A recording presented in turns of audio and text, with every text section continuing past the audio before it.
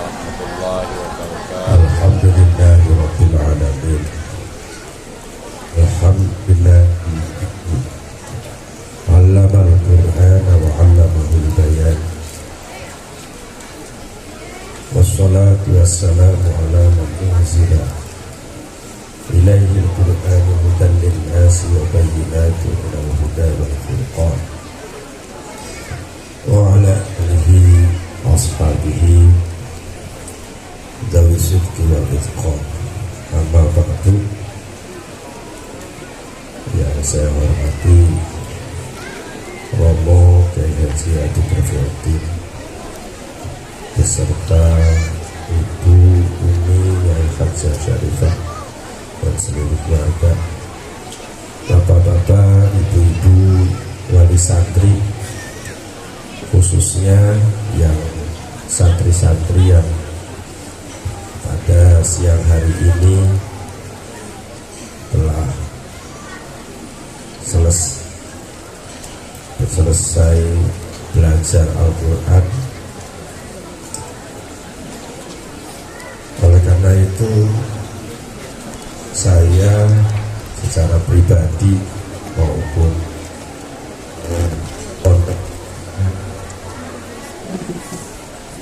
Minaro Al-Hikam mengaturkan selamat kepada anak-anak yang telah mengkhatamkan Al-Quran, baik yang khatamnya 30 juz maupun yang baru juz 30-nya saja. Mudah-mudahan yang khatam belajar baca Al-Quran juz 30 tahun depan bisa ikut khatmil Quran 30 juz. Karena tidak setiap orang, setiap anak bisa mampu belajar membaca Al-Quran ini selesai sampai 30 juz.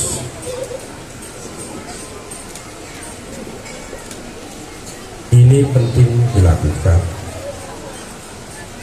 Akan tetapi saya menyarankan kepada anak-anak ini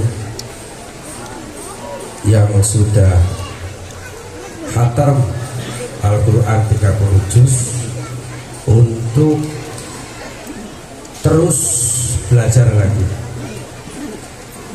Kalau bahasa Cirebonnya, orang khatam satu kali itu baru blabadi. Blabadi itu baru baca sampai selesai. Ya, karena perlu diulang, perlu dibaca lagi, dan harus terus dibaca. Mantap. Karena Quran ini ada ilmunya. Cara membacanya ini ada ilmunya, tidak sembarangan. Tidak setiap orang itu bisa membaca, tidak setiap orang juga bisa mengajarkan. Karena ada ilmunya, yang kita kenal ilmunya namanya ilmu tajwid. Warattilil Qur'ana tartila, ai zawdu tajwida.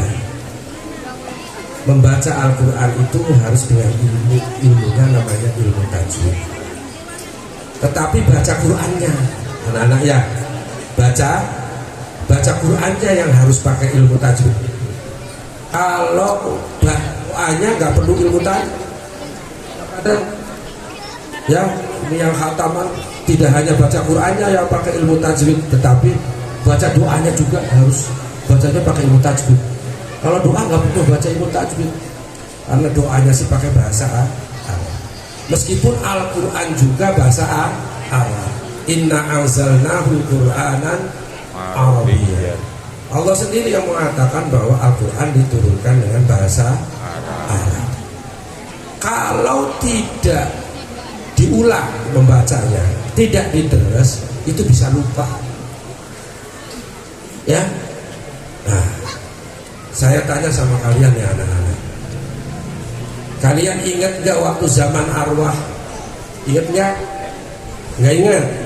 Nah, ini wali santrinya saya tanya, ingat nggak waktu zaman arwah? Padahal kita itu melalui zaman arwah semua dulu itu. Lalen. Ingat nggak? Lalen. Lupa. Nah itu wajar. Alhamdulillah. Manusia itu kalau tidak lupa, edan Pak. Edan. Iya. Jadi adanya sifat lupa yang diberikan oleh Allah itu harus disyukuri. Ya. Karena kalau tidak lupa itu orang gila sebenarnya. Memori. Saya itu pernah baca running tag di televisi. Menurut ahli dokter ahli jiwa di Indonesia, orang Indonesia itu 94% itu depresi. Itu yang bicara ahli dokter ahli jiwa, depresi 94. Jadi yang sehat waras itu cuma 6%. Nah ini yang hadir di sini nih masuk kategori yang 94 atau yang 6%? 6%. Yang 6%. Mudah-mudahan yang 6%. Pakai kelalene. Ya? Jadi syukuran Bu kalau punya sifat lupa. Kalau nggak lupa, kelingan didoni tangga, kelingan wong tua mati, lamun bocah kiye kelingan diputus pacarnya. Waduh, yang tobat. Ya, kehilangan duit, ingat macam-macam. Kalau nggak lupa, gila. Iya. Makanya syukuran kita punya sifat lupa. Ini ada cerita apa? Lupa telah berjanji. Istri saya itu waktu melahirkan anak ketiga itu dibantu sama dokter. Kalau orang Cirebon mesti kenal dokter ini karena ini favorit ibu-ibu hamil. Ya. Namanya Dokter Lukman. Ya. Kenapa jadi favorit? Karena dokternya ganteng. Ya. Kan sejen Pak, rasanya di mek nih wong blesak karo nih wong ganteng. Beda beli. Beda. Dokternya ganteng, makanya banyak pasiennya. Sehari itu bisa sampai 100 ngantri yang pengen dipegang sama Dokter Lukman. Ya Allah. Nah, istri saya itu dibantu melahirkannya sama Dokter Lukman. Sampai suatu ketika beberapa tahun kemudian saya sama istri saya itu nengok saudara yang selesai melahirkan di rumah sakit. Sampai di rumah sakit itu ada Dokter Lukman di situ. Jadi saya bilang sama istri saya, sana terima kasih, kamu melahirkannya sudah dibantu sama Dokter Lukman. Itu istri saya malah ngumpet. Bilangnya apa? Malu. Bilangnya malu. Dulu waktu melahirkan sehingga nggak sadar. Ya, pas wis sehat lebih kelingan. Jadi izin malu sama Dokter Lukman. Saya bilang apa? Dokter Lukmannya juga sudah lupa sama punya kamu. Betul Pak? Coba bayangkan Pak, Dokter Lukman pasiennya sehari lebih dari 100. Kalau nggak punya sifat lupa, nggak bisa makan Pak. Nasi mungkenen, melewet, nasi mencu, coba. Sehari 100 bayangkan. Melewet dia. Anak sing keplek. Bayangkan aja kalau nggak lupa itu ya. Lo orang bapak-bapak di sini saja, nih kan lupa sama punya istri itu tiap hari, makanya dilihatin mulu. Itu juga masih lupa aja. Jadi kita ini kalau tidak punya sifat lupa itu masalah. Jadi lupa itu adalah sifat manusia, anugerah dari Allah Subhanahu wa Ta'ala. Baca Al-Quran anak-anak, kalau tidak diteres, kalau tidak diulang-ulang, itu bisa lupa. Barang dohir yang tidak ada, lihat itu kan tidak ada ilmunya. Kali mencilak baik asal kator. apalagi membaca Al-Quran yang pakai ilmu tajwid. Kalau tidak diteres, kalau tidak diulang, lupa. Makanya setelah khatam ini bukan berarti selesai, tetapi kalian itu harus mengulang bacanya terus. Paling tidak bacanya ini, kamu ini baru baca, baru belajar membaca Al-Quran dengan baik dan benar, dengan menggunakan kaidah tajwid. belum ngamalin Qurannya. Ini baru bacanya saja. Meskipun demikian, kalian itu sekian persen dari anak-anak Indonesia yang mereka belum dapat kesempatan untuk bisa belajar membaca Al-Quran dengan baik. Al-Quran itu bahasa Arab, Pak. Al-Quran itu bahasa Arab, makanya harus ada ilmunya, harus belajar, tidak sembarangan. Pertanyaannya kemudian, kalau Al-Quran itu bahasa Arab, apakah seluruh orang Arab itu juga bisa baca Quran? Tidak mesti. Tidak mesti, Pak. Karena orang Arab itu bukan semuanya aslinya orang Arab.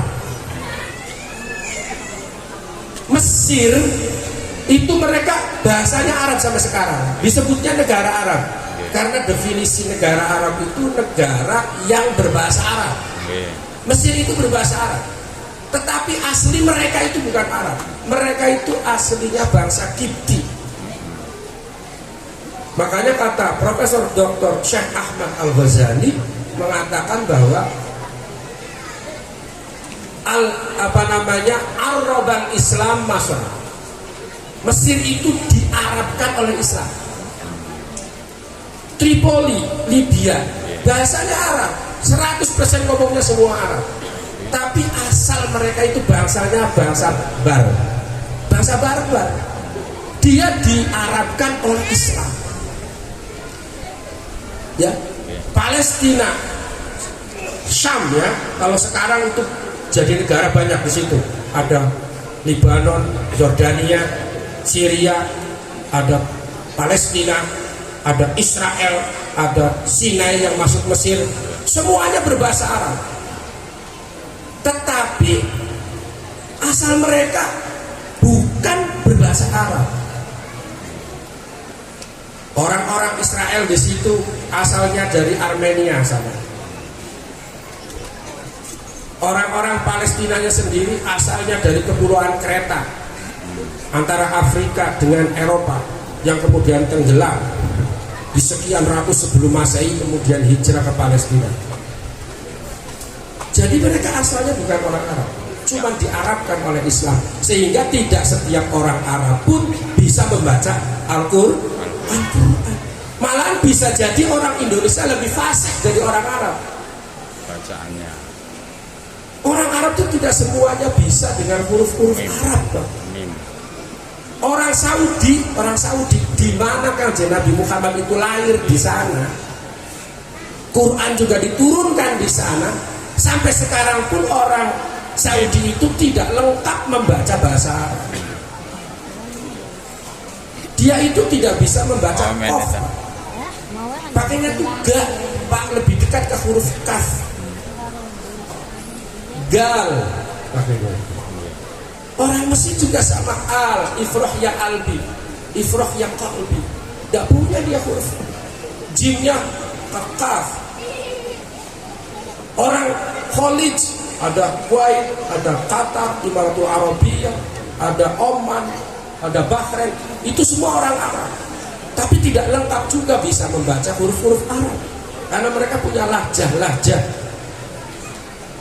Makanya jangankan orang Indonesia, orang Arabnya sendiri untuk membaca Al-Quran itu harus belajar. Jadi anak-anak sekalian, kalian setelah khatam Al-Quran ini tidak cukup selesai, tetapi harus terus dibaca, ya, nggak harus aman, ya. Nah, apalagi yang baru khatamnya juz 30, itu harus terus belajar. Nah, saya di sini sama Romo Kiai diminta untuk membaca syahadah. Syahadah ini kalau buat utang di bank tidak boleh Pak. Boleh. Kredit juga nggak boleh. Ya, boleh. Tapi kalau untuk daftar masuk surga insya Allah dapat. Nah, karena sudah khatam Quran. Oke. Ya. Apalagi kalau bacanya terus dilakukan. Nah ini isinya adalah silsilah nasab belajar Al-Qur'annya guru kalian ya, dari Nyai Hajjah Syarifah Lutfiyah, belajar ke gurunya, gurunya ke gurunya, gurunya ke gurunya, nyambung terus sampai kepada Kanjeng Rasulullah Sallallahu Alaihi Wasallam. Artinya putra putri bapak-bapak sekalian ini belajar Al-Qur'annya sama guru yang silsilah bacaannya tuh sampai kepada Kanjeng Rasulullah Sallallahu Alaihi Wasallam. Artinya dapat sertifikat, dapat izin dari gurunya untuk bisa menularkan, untuk bisa memberi atau mengajar kepada yang lain membaca Al-Quran. Itulah cara Allah menjaga Al-Quran di bumi Indonesia. Allah menjamin Al-Quran itu akan tetap eksis sampai hari kiamat di dunia. Di dunia, tetapi Allah nggak menjamin di Indonesia. Inilah cara kita orang Indonesia melestarikan Indonesia, melestarikan Al-Quran dengan cara terus belajar Al-Quran dari generasi ke generasi. Karena Allah sendiri yang mengatakan dalam Al-Quran, Inna nahnu nazzalna dzikra wa inna lahu lahafidun. Kata Allah, saya yang menurunkan Al-Quran dan saya yang akan menjaga. Jadi jangan coba-coba bapak-bapak ibu demonstrasi jaga Quran. Allah yang akan jaga, jangan khawatir. Ya, gak bisa kita itu jaga Quran. Beginilah cara Allah melestarikan Al-Quran di dunia dan di Indonesia kita. Dulu bapak-bapak, ibu-ibu sekalian, anak-anak, dulu ketika Raja Abroha itu menyerang Ka'bah. Ini ceritanya panjang, saya potong aja. Pokoknya kalau ceritanya diceritakan dari awal ini nggak selesai sampai maghrib. Yaman kan, Yaman. Ya, ketika Raja Abroha itu mau menyerang Ka'bah, itu dia tidak langsung menyerang Ka'bah, dia berhenti di satu tempat yang sekarang kalau melewati daerah itu Rasulullah memerintahkan untuk lari. Di situ beliau berkemah, kemudian memanggil pimpinan Mekah yang saat itu adalah Abdul Muttalib. Dibantu Abdul Muttalib. Kalau bahasa kita sekarangnya ya, kamu pimpinan Mekah? Iya. Saya mau menyerang Ka'bah. Apa permintaan kamu? Kata Abdul Muttalib, permintaan saya itu onta, sapi, kambing, bebek dan sebagainya yang dirampas sama tentara sampean, yang punya rakyat saya balikin. Minta saya itu. Ketawa itu Abdul. Loh, ente gak minta Ka'bah kamu dilindungin? Karena mau saya serang. Oh enggak, kata Abdul Muttalib. Enggak minta. Kenapa? Loh, Ka'bah itu bukan punya saya. Ka'bah itu ada yang punya Allah Subhanahu wa Ta'ala. Lu kalau nyerang, perang dengan yang punya Ka'bah. Nggak percaya, sono. Oke kalau gitu, itu kambing balikin. Ternyata nyerang ke Ka'bah, yang punya Ka'bah tidak terima. Allah kemudian mengutus Ababil. Ababil itu bukan nama burung, Pak Awas. Jangan bilang burung ababil, gak ada burung ababil. Ababil itu adalah sekelompok burung yang diutus oleh Allah untuk memerangi tentaranya Raja Abroha. Alam taro kaifa fa'ala rabbuka bi ashabil fil alam yaj'al qaidahum fi tadlil wa arsala alaihim tayran ababil tarmihim bihijaratin min sijil faja'alahum ka'asfin ma'kul. cerita itu didokumentasikan di surat Al-Fil, bahwa kejadian itu pernah nyata, fakta, bahwa orang yang menyerang, yang dilindungi oleh Allah, yang punyanya Allah Subhanahu wa Ta'ala tidak terima. Jadi jangan khawatir bapak-bapak semuanya, kalau ada orang yang berani coba-coba mengganggu Al-Quran, Allah yang akan menjaganya. Gak usah takut, kita gak usah khawatir, karena Allah sendiri akan menjaga. Kita gak bisa gak kuat menjaga. Nah, kalau kemudian ada yang menghafal Al-Quran, ada yang belajar Al-Quran dan terus dibaca, dilestarikan di Indonesia, itulah cara Allah melestarikan dan menjaga Al-Quran yang Dia turunkan di dunia ini. Baik, anak-anak, sekali lagi saya ucapkan selamat. Ya, terus belajarnya jangan berhenti, karena kalian ini namanya baru belajar membaca Al-Quran. Tahapan berikutnya adalah mentafsiri Al-Quran, melihat, kemudian mengamalkan Al-Quran. Itu jadi komprehensif. Dan ini nanti setiap yang sudah menghatamkan Al-Quran 30 juz akan mendapatkan satu-satu syahadah ini sebagai bukti bahwa kalian telah belajar Al-Quran di pondok pesantren, di guru yang punya silsilah bacaannya menyambung sampai Kanjeng Rasulullah Sallallahu Alaihi Wasallam. Itu saja yang bisa saya sampaikan. Sekali lagi saya ikut gembira, ucapkan selamat.